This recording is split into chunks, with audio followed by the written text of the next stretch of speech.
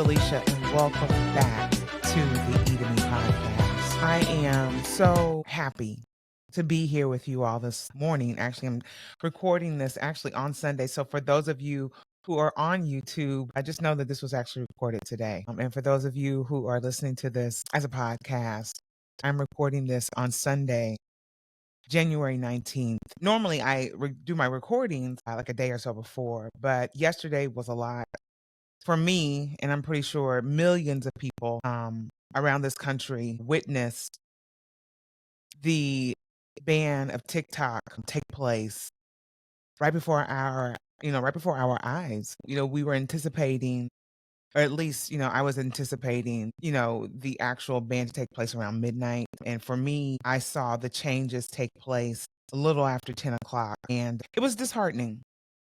It was disheartening. It was sad. It was a thing of realizing that the freedoms that we so fight for in this country, in air quotes, that we think that we are living under, this is proof more than anything that this country is not what we think it is.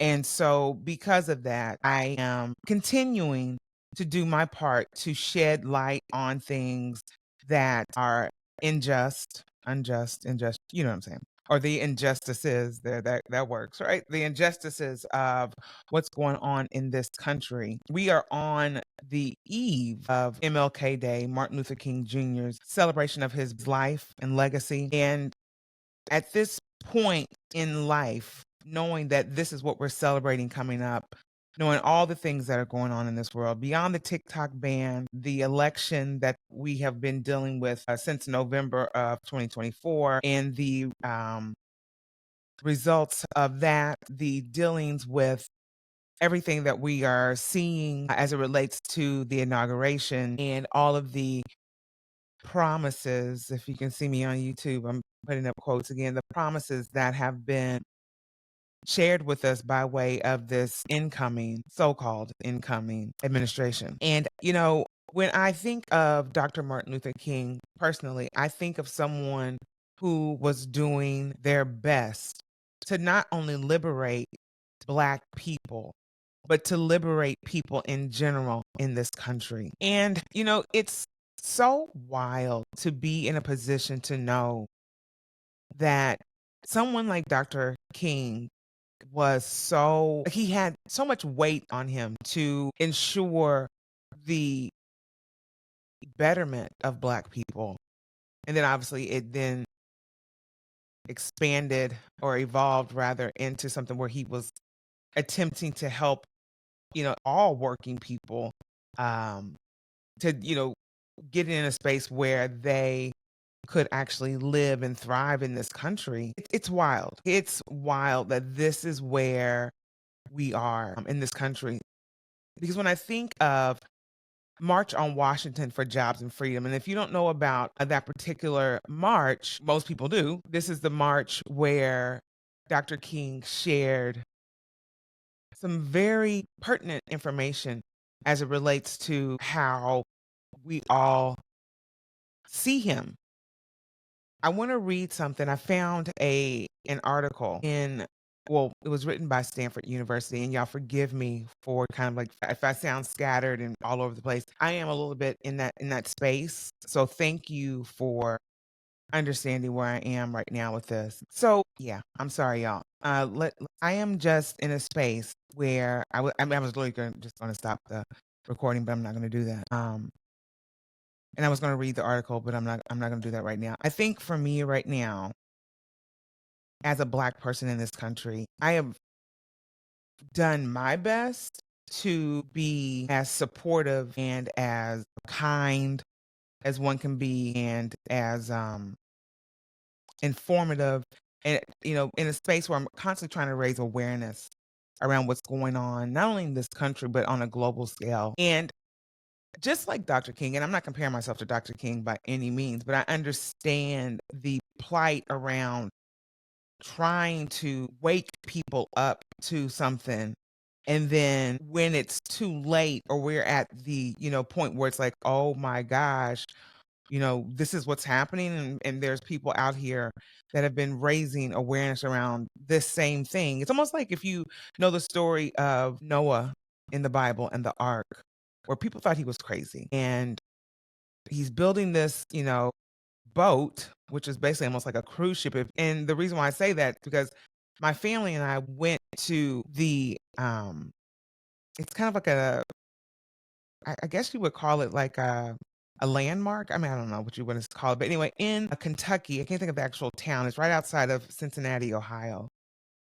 But they have a replica of what was, supposedly the ark, or, basically based off of all the information that's in the Bible in terms of the metrics of it and, the functionality of it. They have created this ark based off that information. And so going there and seeing this, I was like, yo, I mean, it's one thing to hear and like read about it in the Bible, but when you see something like that in real time, like, oh my God, this is what it would have looked like. It's like, yo, this is huge. And so imagine this person, Noah.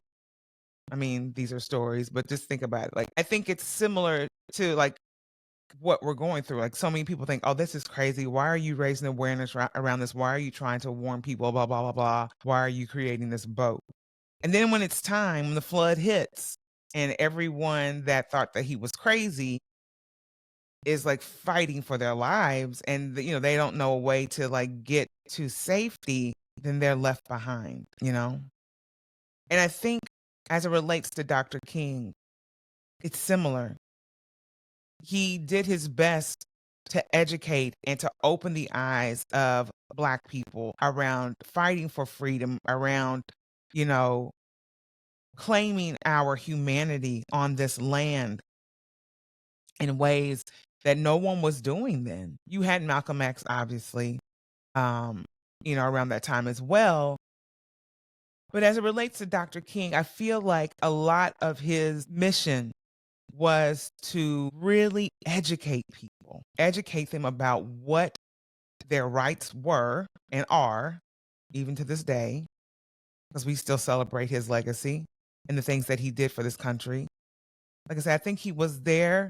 His you know purpose and mission, if you want to call it that, was one to educate, like I said, empower people as well, and also to just allow people to know that they are worthy. You are worthy. You are important. You are meant to be here.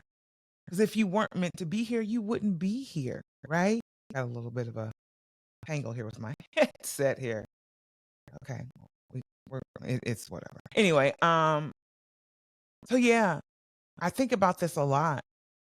I think about the idea of just feeling worthy in this country. And I think it's that if you have a sense of worthiness, I feel like when that is something that is sprung into your mindset and you realize that I am worthy, I belong here, I can hold space in this country like any other person, that lights a fire under you in ways that it has never before. Because if you have dealt with those three things, you have figured out the education components, getting empowered, and knowing you are worthy. If you have those three things, to me, I mean, this is just leash.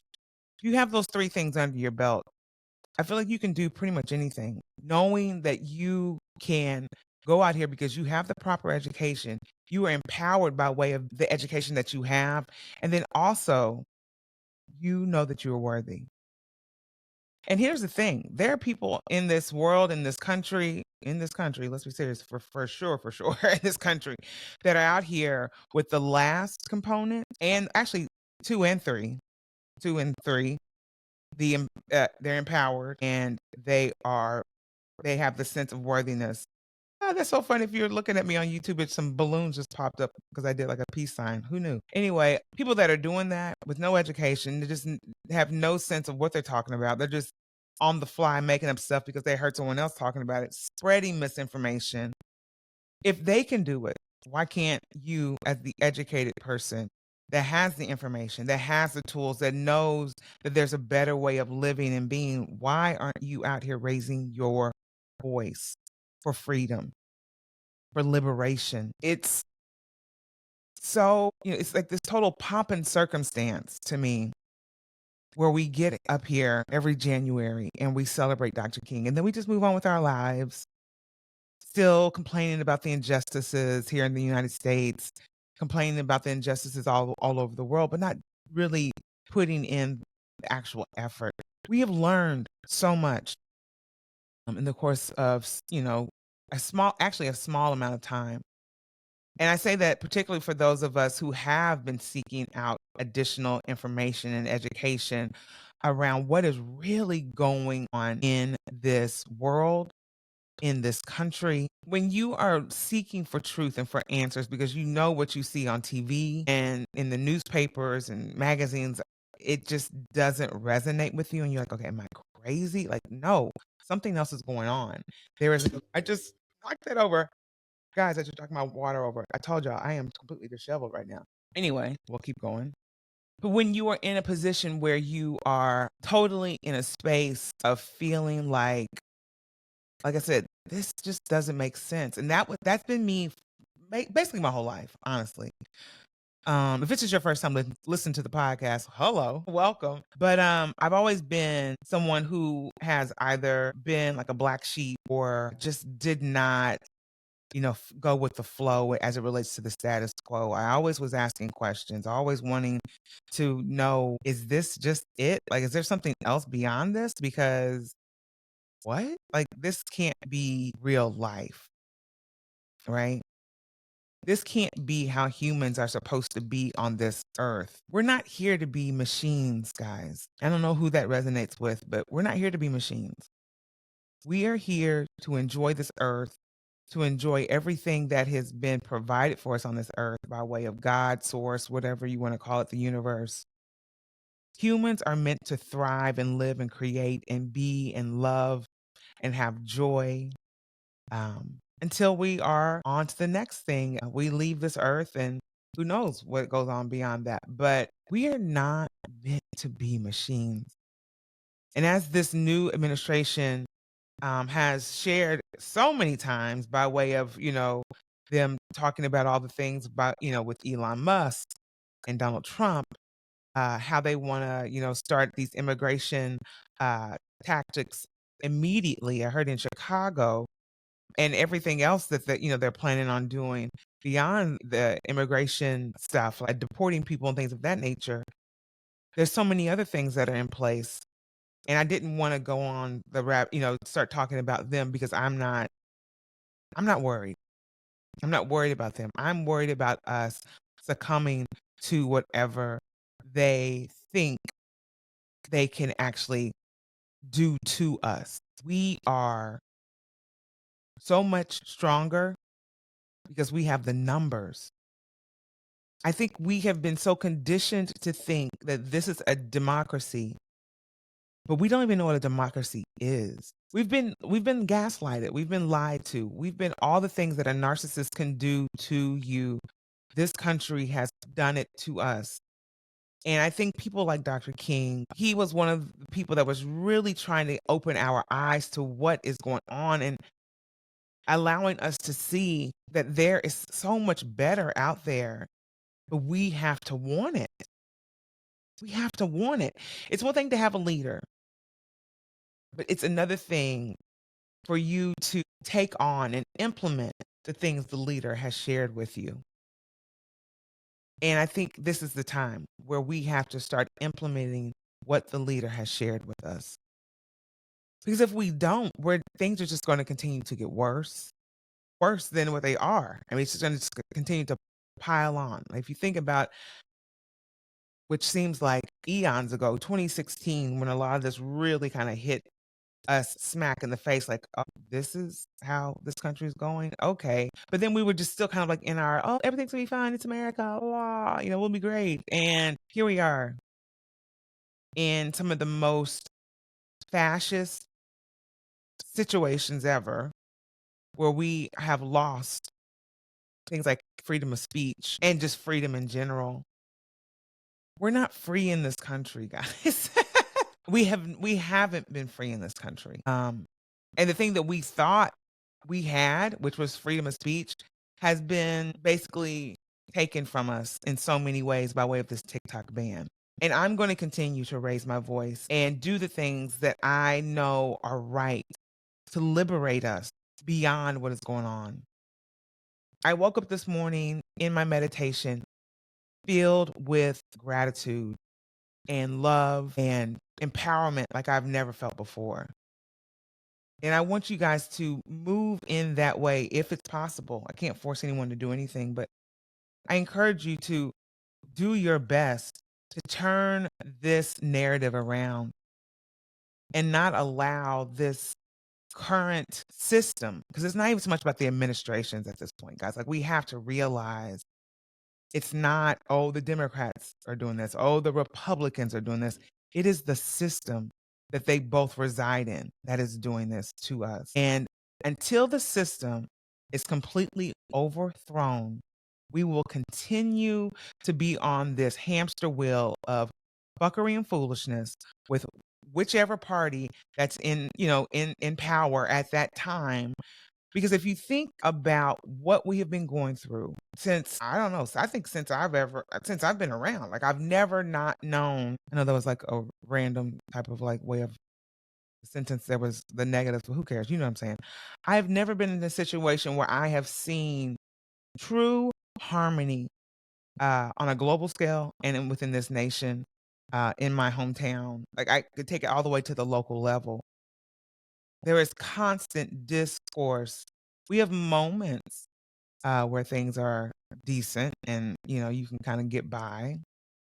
But overall, there has been constant upheaval and just craziness that's going on. And we are seeing it more now because of apps like TikTok really exposing us to what is going on in this world. And it's unfortunate that, it's down today. They claim it's going to be back up tomorrow. I hope it is. I feel like it is. But I'm also concerned about that. Like, what is going to happen when the app comes back up?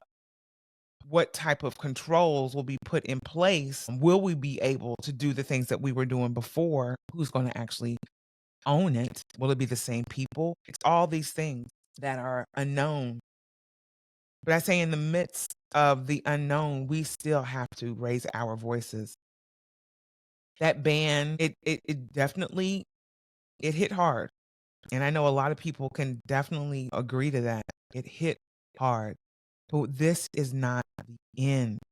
This is not the end. This is the beginning. We have to raise our voices. We have to be strong in ways that we maybe thought we could never be. And it doesn't mean we have to be this brass, rough, abrasive. No, that doesn't have to be the approach. And some people, that might be the approach, but not all of us have to be in that vein. And I think a lot of our ways of fighting against this system have to change and have to advance, because I think when we are in a position where we have to go into battle, right? That's kind of like what we're dealing with right now. Our tactics can't be the same old, same old. So it's going to require some new strategies, some new ways of doing things and being, and knowing that no matter what, if we want to live on this earth for years to come and provide a space and place for our children to thrive and their children's children, and so on and so on, as humanity continues to evolve on this planet, we have to change up what we're doing. I think people like Dr. King were the catalyst to this change, but I think now we have to take what he started with and evolve it in ways that we could have never imagined. Seriously. I do want to read this thing here as it relates to freedom of speech, because I feel like if we can't say what we want to say in this country, then we're not, like I said before, we're not as free as we think we are. And this comes from an article that I found.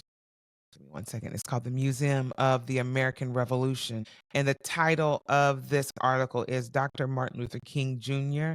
and the Promise of the American Revolution. And so it goes through, the different excerpts from his writings and speeches and things of that nature. This one here is from his I've been to the mountaintop address. I can't talk, y'all. So it says almost, this is not the actual quote, but I'm just reading this particular excerpt. It says almost exactly a year later, on April 3rd, 1968, the eve of his assassination, Dr. King gave his I've been to the mountaintop address at the Bishop Charles Mason Temple in Memphis, Tennessee. In standing with the Memphis sanitation workers on strike, Dr. King struck a familiar chord in tying the strike workers' economic rights to their natural human rights and their civil rights as promised in the founding documents. And he says, but somewhere I read of the freedom of assembly. Somewhere I read of the freedom of speech. Somewhere I read of the freedom of press. Somewhere I read that the greatness of America is the right to protest for right. And so, just as I say, we aren't going to let any dogs or water hose turn us around. We aren't going to let any injunction turn us around. We are going on. We need all of you. We need all of you.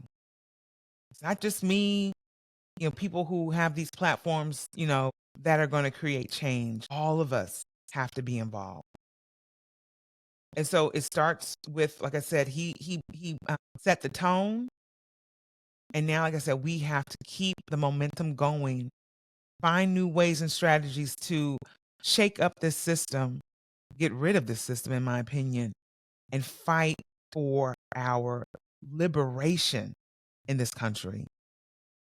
We are not free, y'all. And so many people are waking up to that. And in my opinion, I feel like that's one of the main reasons TikTok was banned, because we were realizing more than ever that this country has lied to us. Not just Black people, but all people. This idea of the American dream, it was around for a very short amount of time. And it was really just for white people. Let's just be completely clear. The American dream was never meant for people like me. And once people like me attempted to have the American dream, their dreams were burnt to the ground. They were killed, completely defamed in so many ways. And so we have to overthrow this system like we have never done before, y'all.